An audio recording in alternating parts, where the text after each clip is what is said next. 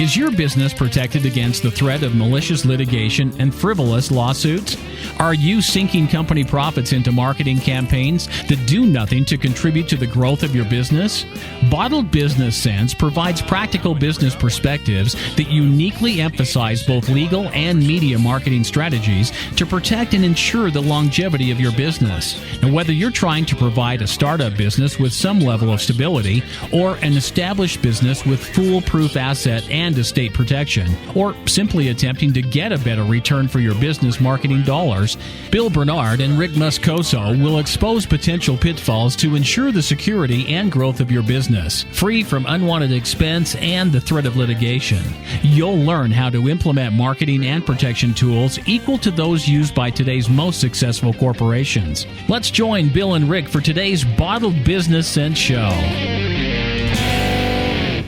Good morning, everyone. Today's Tuesday at 10 a.m. here on the Bottled Business Sense show. Welcome, everyone, to this week's episode. I'm Rick Moscoso, one of your hosts today.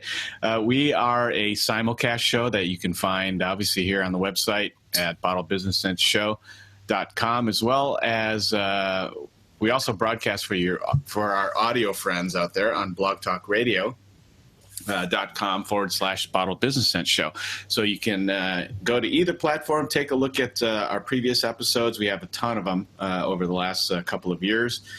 And they all pertain to marketing aspects of your business, legal aspects of your business, so you can ensure that you're doing things efficiently for your business, safely, and profitably, so we can go out and enjoy and do what we're passionate about doing. So with that, today's episode is no different, and this will be a great show. I mean, we're talking about a legal topic today with Bill.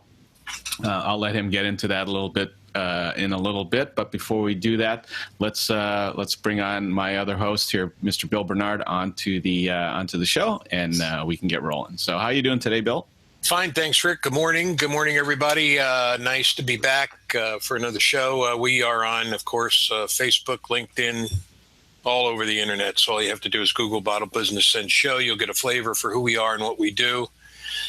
And I'm not going to regurgitate what Rick's already said, but rather I'll talk about a little bit about what I think today's topic is going to be about, how we got into this topic today, which is called LLC insulation and real property, is because I had a call from a client 2 days ago, and I should rephrase that, a potential client, somebody interested in retaining me, and he wanted to know about LLCs and S corporations in general, but then he started to talk about what his choice should be, and I asked him, what type of a business are you in? And he said, well, I buy a lot of real property, and sometimes I own that real property to invest in it and then flip it and resell it as a real estate investor. Other property, I put in the LLC and use as a business for a daycare center.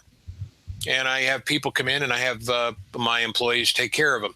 So anyway, both of those involved real property and some of the things that you can do with real property and LLCs. And we started to talk, and I found that it might be a good topic for the show because it involves some protections and some nuances that I think people who deal with real property and LLCs in combination need to know about.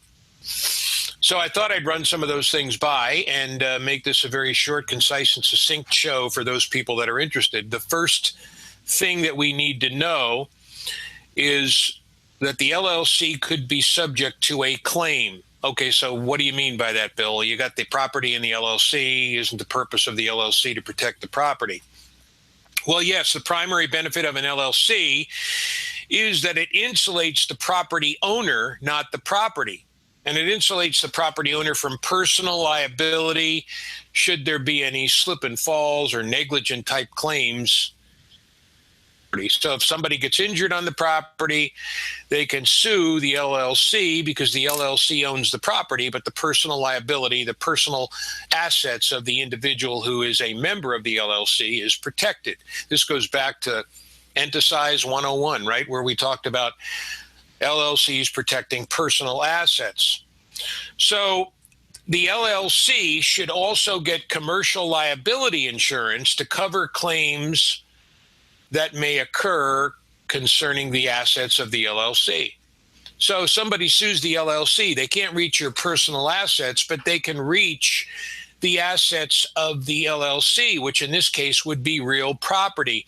So you want to have real property insurance, commercial liability insurance that has a deductible that you would pay in case there's a claim, and then the insurance would pay out on the claim rather than somebody having access to the property inside the LLC. That's very, very important as a beginning point. The nuance comes in, though, when you have a loan on that property. So let's say you have a loan on that property. Most lenders will require personal guarantees or personal contracts that are guaranteed by the LLC members when they finance the property. So you go out and get a loan on this property. You put it in the LLC. Excuse me. The lender is going to require you to sign a personal guarantee on that loan contract. So if somebody slips and falls on the property, or there's a negligence claim on the property, and you have your liability insurance, yes, that property is protected by the insurance. Everything's the same, as I just explained earlier. The difference is because you signed a personal liability contract with the lender, if you default on that loan, they can come after you personally and access your personal assets to pay that loan because you've defaulted on the loan and you've signed a personal liability guarantee on that loan. So it doesn't affect liability on the property by third parties, but it does affect your personal liability on the loan should you default on the loan, because the lender's going to want you to sign a personal guarantee. He's not going to want to just depend on the LLC. He's going to want you as a member of the LLC to be personally liable as well. I hope that's clear to everybody. Is there any way to insulate yourself from the lender? No. I mean, if you sign the personal guarantee, the members will be personally liable for the loan. Their LLC limited liability protection will not insulate them from the loan, but it will continue to insulate them from any other claims made, such as negligence-based claims, a slip and fall, some sort of an injury on the property that occurs. That insulation will remain because the personal guarantee contract signed by the members was only signed with respect to the loan, not with respect to any other type of claim. So that's something that you really need to be aware of. The other thing is you must obtain permission from the lender to transfer the property to the LLC to begin with. So you go out and you buy this property. Unless you have a lender that's willing to accept a loan, provide you a loan on an LLC itself, that is to say the LLC gets a credit check and it has good credit, maybe the lender will do that. But chances are you're going to have to get the loan from the lender as your individual self and then ask the lender's permission to transfer it to the LLC, right? Because now you're putting an existing property with an existing loan into an LLC. Most lenders will not agree because they don't want to requalify the LLC as a potential credit-worthy lender or lendee. However, if you sign that personal guarantee, which we're back to now, then they probably wouldn't mind because you're saying you're going to be personally liable. So here's the two ways to do it. You buy the property, you want to put it in the LLC for all of the protections that the LLC provides. You buy the property, you ask the LLC, the lender, if you have a lender, transfer the property into the LLC. He may or he may not. Or she may say, okay, I'll let you do it, but you got to sign this personal guarantee, meaning that if you default on the loan, you're still personally liable. Then I'll let you put it in the LLC because the protections you're seeking from the LLC isn't going to affect my loan because I've got this personal guarantee that you've just signed. The third option might be you have a credit-worthy LLC that's been around for a while, and it wants to buy a piece of property. It wants to get a loan on the property, and maybe you'll find a lender that'll say, okay, fine, I'll lend on the LLC. Now, whether that lender will still want a personal guarantee contract or not, remains to be seen. It will depend on the lender. So that's point number 2. So these are the nuances you have to know when you do this sort of stuff. Point number 3 is taxes are deferred when a property is transferred into the LLC. So in other words, if you have a piece of property and you transfer it to the LLC, your property taxes don't go up generally because you're transferring it to an entity that you own. If you find the ability to be able to do that, if you find a jurisdiction that will not increase your property taxes when you transfer it to the LLC, remember that those taxes will be deferred until the time that the LLC sells the property. So when you sell the property, you may then have to pay all of the taxes that were deferred that would have normally increased when you transferred it from your name into the name of the LLC. So there's a deferral provision there that might cause you to pay higher taxes when that property is sold. You want to check the jurisdiction you're in to be able to ascertain what the deal is in the area you're dealing with. And finally, point number 4, Rick, is an LLC isn't necessarily protection from a creditor. That's what we always want to seek, right? But in California, you have what's called a charging order. So if somebody does an asset check on you and they know you own an LLC and they're going to come after you and they know they can't reach your personal assets, we're not talking about a loan now, let's say a negligence claim, somebody's coming after your LLC because they got hurt on your property, which is in the LLC, you are insulated personally from that claim and you have insurance to cover the claim.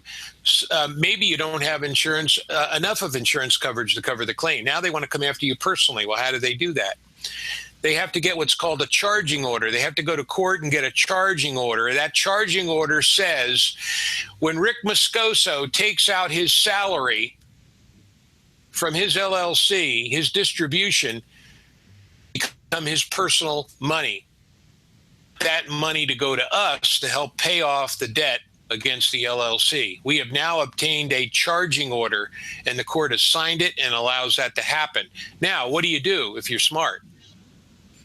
You just have somebody else, you assign your salary or your ability to take that money to your wife, right? Now your wife takes the money, she goes to Nordstrom, spends it all, you don't get it anyway.